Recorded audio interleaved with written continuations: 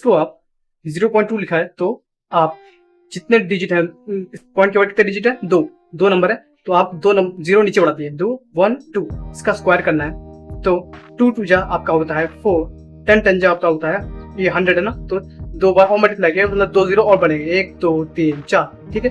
अब 4, अब ऐसे भी आप लिख सकते हैं जैसे कि इसका आंसर आएगा 0.0004।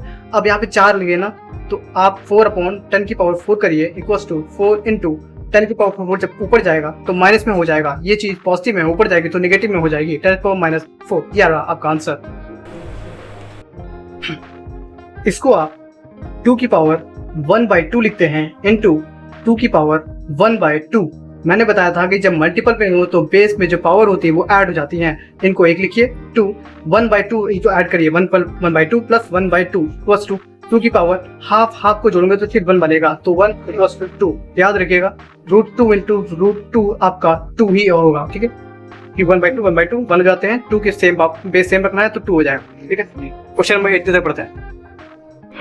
इसको सॉल्व करने के लिए आप 2⁻1/2 लिखते हैं, पर आप ऐसा मत कीजिए, आप ऐसा करिएगा आसानी से कैलकुलेशन करने के लिए 2/√2 है, √2 को हटाने के लिए अगर मैं √2 और √2 से मल्टीप्लाई करता हूँ, ठीक, तो ज्यादा घाटा नहीं होगा क्योंकि दोनों सेम है, दोनों कट जाएंगे तो मतलब एक ही बनेगा, ठीक है 2। तब ये √2 आप मैंने क्या बताया था 2 हो जाता है। √2 की वैल्यू आपकी 2 होती है, 2 ऊपर ही दिया है, √2 ऊपर दिया है तो 2 से 2 आपका कैंसिल हो जाएगा, √2 आपका आंसर आएगा। तो डिवीजन में हो तो √2 आंसर आएगा, ठीक है। 9 की तरफ पढ़ते हैं।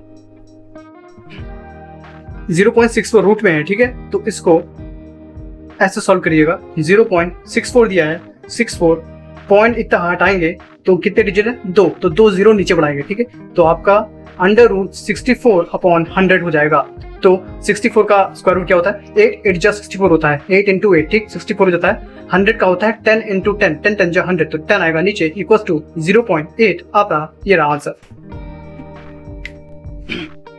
इसको आप अंडर रूट लगाएंगे, 0.36 है, पॉइंट हटाइए नीचे जितने कितने डिजिट है 2 पॉइंट के बाद तो 2 जीरो नीचे बढ़ाइए तो √36/100 हुआ, ठीक है।